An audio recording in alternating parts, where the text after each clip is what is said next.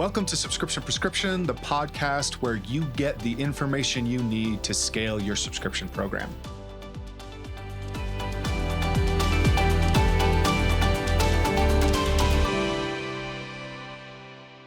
Hello and welcome to Subscription Prescription. This is the podcast where we help you figure out everything related to D2C subscriptions.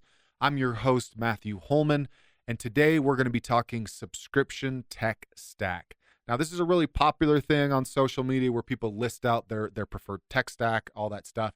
I often feel like that's motivated by some kind of sponsorship or maybe trying to get, a tool out there that you really like in front of people. Regardless of that, we are trying to do that today to show you what we are using, what we like, and why, as well as some advice at evaluating tools. If at any point I am invested in one or have some kind of a referral or affiliate deal with somebody, I will tell you. To be perfectly transparent, I will lead by saying when it comes to the subscription apps, Subscription Prescription from the very beginning has had a policy of we do not have referral deals with all of the different platforms out there when it comes to subscriptions, because we get asked all the time about who to pick and we work with our clients on who to pick, and we never want there to be any kind of the wrong kind of motivation for what you should be selecting. So with the disclaimers out of the way, let's dive in first. The biggest, most important thing is not actually the subscription app. It is the e-commerce platform that you're using, right? So we've worked a ton with WooCommerce, with Shopify. We've done some work as well with Salesforce and Magento. I will say that there's a huge reason why brands love Shopify and why we love Shopify. The first is that it is a lot easier to work with Shopify as a platform because it is it's the same for everybody. Now, WooCommerce, while it still has a lot of the options and settings are in the same place, you will often run into all kinds of different ways that it's being leveraged with different hosting providers, different custom code. It's really difficult at times to implement new plugins because of how they might conflict with other things. So from a technical standpoint, WooCommerce is a lot trickier to work with. Now, that being said, WooCommerce has a ton of options that are really attractive if you are in a space where you can't use preferred payment providers. Like if you need to be using Authorize.net. Authorize works on both Shopify and WooCommerce, but say you need to be using Square or you're using Braintree, right? Because you're in a CBD or supplement space where things are a little bit more at risk for you. Or there are some brands that are using multiple different payment options depending on what's most popular at the time, right? WooCommerce makes that incredibly easy, whereas Shopify is going to ding you if you're not using their Stripe integration through Shop or Shop Payments. Some other things on the WooCommerce side, again, it is really easy to customize things and get really, really creative with how you're building out experiences. And even a couple of years ago, Shopify was a lot more restrictive and limited in how that's doing. However, I will say now, there are so many talented shops that know Liquid, that understand how the Shopify ecosystem works, that they can build you almost anything that you need on Shopify. The main caveat is going to be the checkout process. Checkout is typically kind of owned by Shopify in that experience. So if you, for example, another platform out there, because there are a few different with Subly is a subscription platform. It allows you to have more steps in the checkout process. So you can gather more information, which is something that I think is really cool. Shopify is not going to let you launch a form as part of the payment capture process, right? They just don't let you do that. Now, there are some customizations and stuff you can make on the Shopify Plus tier, but generally speaking, you don't get a ton of control over checkout. You have a lot of control over the upfront website experience, as well as being able to leverage other app providers. Like if you wanted to build your own app for your store, you can do that as well.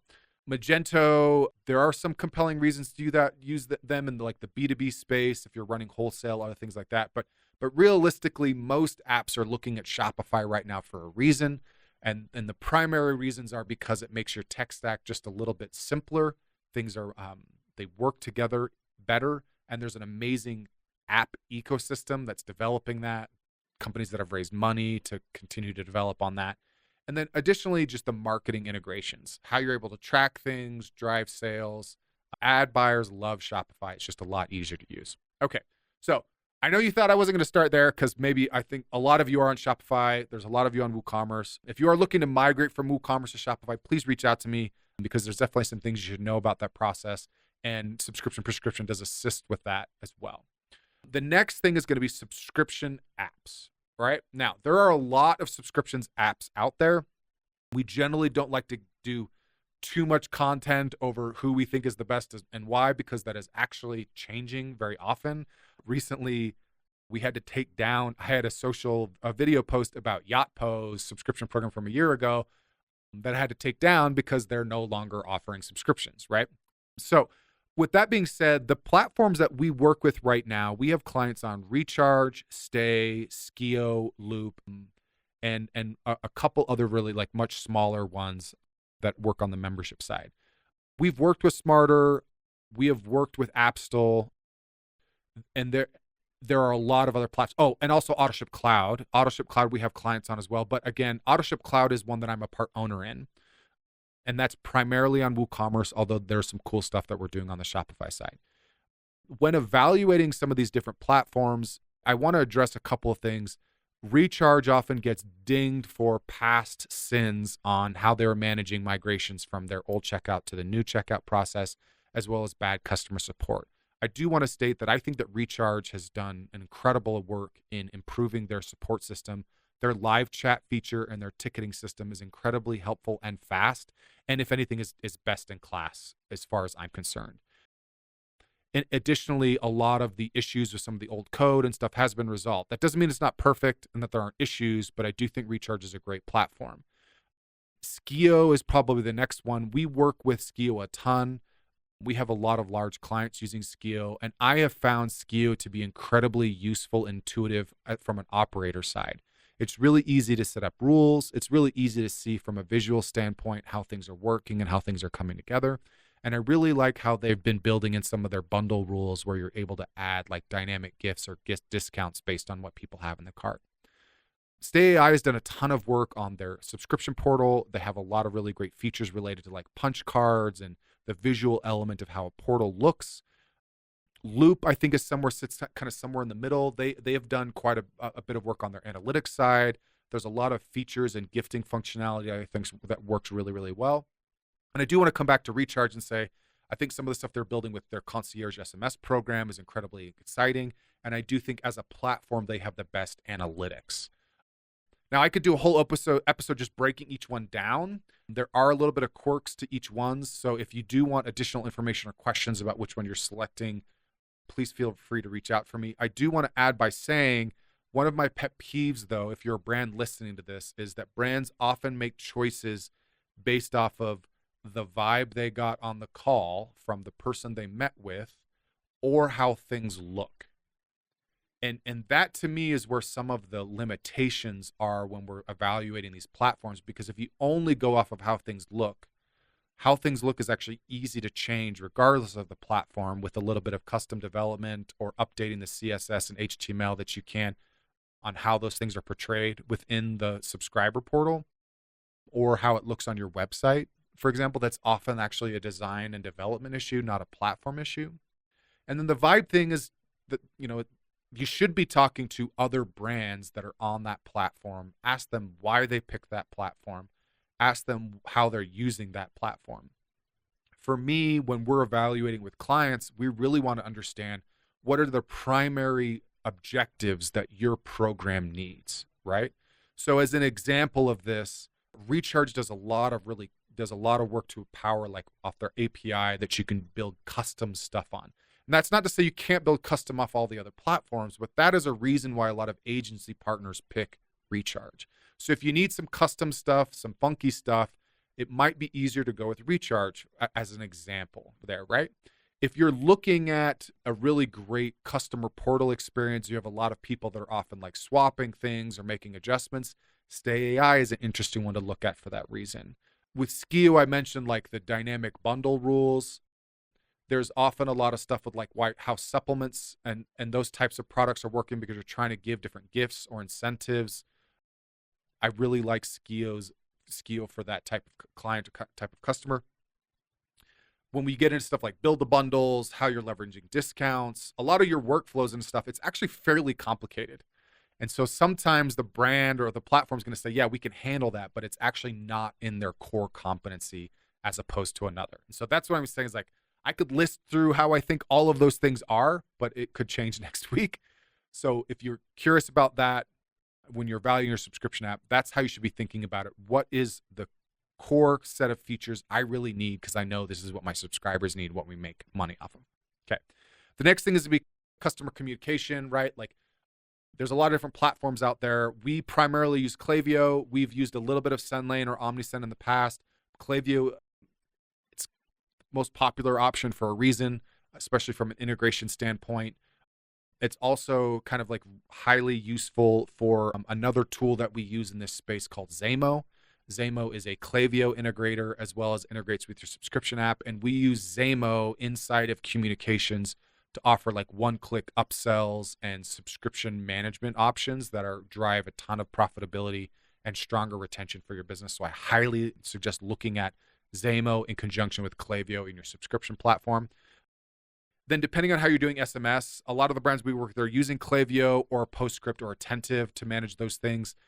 I also want to call out that both Skio and Recharge have native SMS functionality that works really, really well. I think like Skio's rule sets for how you can set some of that transactional stuff to allow people to manage their subscription is really, really nice, easy, intuitive.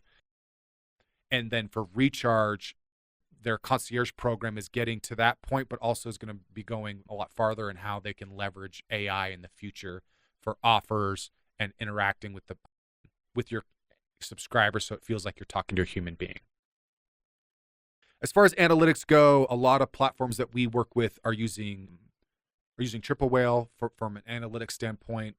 Lifetimely is also a really common use. I like a lot of the cohorts and segmenting that Lifetimely allows. We've used Peel on a few instances, and it works okay. Like their dashboards are really nice and easy to set up. We're also working a lot more closely with Sarah's Analytics at this point and implementing that with several clients. Sarah's has built out tons of different platforms for a lot of big brands and now have a Pulse product they're offering for more of the SMB market. There's a new one called Ham that's being put together that's being implemented with one of our clients right now that's really promising. It's kind of like that classic, like, when you get really big, it's hard to like move or add custom features for people. When you're smaller, it's easy to be nimble, but then you often do question like how effective or right is it going to be because they don't have as many reps under their belt. So that's always something to keep in mind. But I'd also like looking at Dacity. Dacity is going to allow you to build a lot of custom platforms off of your own data. And it's definitely worth looking at from an enterprise solution standpoint. Ultimately, you really need to know the metrics that you're trying to follow and what you're trying to put out and understand what's happening in your program and ensuring that your analytics platform is answering those questions for you. Most of the reasons why people add analytics platforms on top of subscription platforms that have good analytics is because you're trying to create a central view or more unified view. You might be using analytics for both your Shopify or your Amazon channels in addition to your subscription platform. And there's often an ability to segment a little bit deeper based on time, based on product, things like that. And they're often pulling data from both Shopify and your subscription platform to make that data as accurate as possible. When we're talking about on-website experiences, when we're looking at pop-up stuff, we're using Alia Learn a ton as a pop-up because it gives us a lot more control or power on how we're bringing people on and how we're incentivizing them with discounts. From a quiz standpoint, we're using a ton of Digio. We've implemented Okendo's quizzes tools. I really like Okendo for their full suite of tools. So if you're using Okendo already, you should look at their quiz option. But Digio is just an incredible quiz platform. It's essentially like outsourcing a custom dev shop to build the quiz that you want. That's how Digio is doing it. So it feels like you're getting a ton of control for actually not anywhere near what the price for that would be. The other thing that Digio does that we really, really like is we're able to serve up different quizzes based off of whether they're a new user or whether they're a returning customer. There's a lot of nuance there with how they're able to identify who that person is. And they start off Shopify. So they've come to Shopify and productized it, but they've worked in a lot of spaces and a lot of industry and have a lot of experience in that. The next thing too is like page builders. We have clients that are using Pagefly for some of their page building. We do love Replo a lot. Replo has actually got a subscription prescription template with some bulk options on it that you should get out and check out. And there are a lot of Replo developers out there that can very easily make customizations and make your site work the way you want it to. Even if you're smaller, you can actually leverage Replo to make really quick changes and design improvements, and often actually use that as your PDP, not just as a landing page. Post-purchase, looking at surveys, I think this is a really underrepresented touch point for a lot of subscription brands. The two that come to mind, we have clients that are using Bestie, which is a local Utah company. One of our partners, Bestie Media, has developed that. But I would say that the lead and the most popular option, and the one that has, I think, the most versatility right now, is called No Commerce. Their tool is kind of like the Typeform. If you think of like how easy it is to build little surveys in Typeform, and how they're easily to, like, you can go through and complete them. No Commerce is doing that.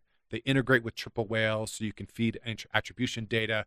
But you should be using your post-purchase survey tool to ask more questions related to like goals, objectives, what brought you here, what are you hoping to make happen, what was the number one motivator for why you bought today. And then you can actually often pipe that into like Peel from an analytics standpoint, or you can tag or cause a different trigger to happen within Klaviyo based on how somebody's answered a survey response. And then the final piece is fulfillment. There's a lot of different fulfillment providers. I don't necessarily have a preferred like fulfillment software, but I do want to bring up to say that if you are using a third-party provider like a 3PL, a fulfillment partner to manage your fulfillment, I would push pretty hard on them to make sure that you're getting the right functionality that's going to support your business, right? Like the ability to understand a first-time subscriber versus a first-time customer is something that your fulfillment house should be owning responsibility for. You can use Shopify and Shopify Flows to do that and make that easier. There's no doubt, but really lean hard on that fulfillment provider to make sure that you're getting the right type of operational structure that you need to deliver the right customer experience.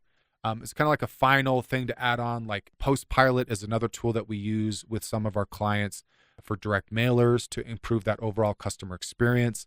There are a lot of other tools out there that do a lot of different things. Givey is like a gifting platform that it makes it easier to gift subscriptions to people. I could go down a whole rabbit hole on how that works. But kind of like from a hit list, we're looking at like, we really do love Shopify for a number of reasons, although we do work a ton with WooCommerce. Our top subscription platforms are Recharge, Skio, Stay, and Loop. We're working with Klaviyo, Attentive, Postscript. We're working with Lifetimely, Peel, Sarah's, Ham. We've done, and we have worked with Dacity and Custom Data Solutions as well. And then we like looking at Alia Learn, Digio for quizzes, No Commerce for surveys, and then make sure you have a really great fulfillment partner and fulfillment software there. So that's it for this week's dose. Oh, I almost mentioned Zamo. Again, that's one of our favorite tools. We recommend them universally. So now that's it for this week's dose. I hope you found this useful. If you have any questions about tech, what our experiences have been, again, take it with a grain of salt. There are people that I get that hate one platform, but there are people that love that platform. Understand the nuance or difference, what made that experience bad, why they don't like them versus why people love them when you're evaluating picking software. It's really easy to get sucked into the noise of what everybody may or may not be saying, but you want to get answers from the people that are using it on a day in, day out basis so you can understand the truth of what that's like. If you have any questions, make sure you drop them below or feel free to reach out to me on LinkedIn or Twitter. Happy to have some of these discussions with you, especially if you're in the midst of evaluating any of these tools. And that's it for this week's dose. Stay tuned for next week for another dose of Subscription Prescription. That's it for today. Thank you for tuning in. Please subscribe so that you can get notified when new episodes come out each week on Tuesdays.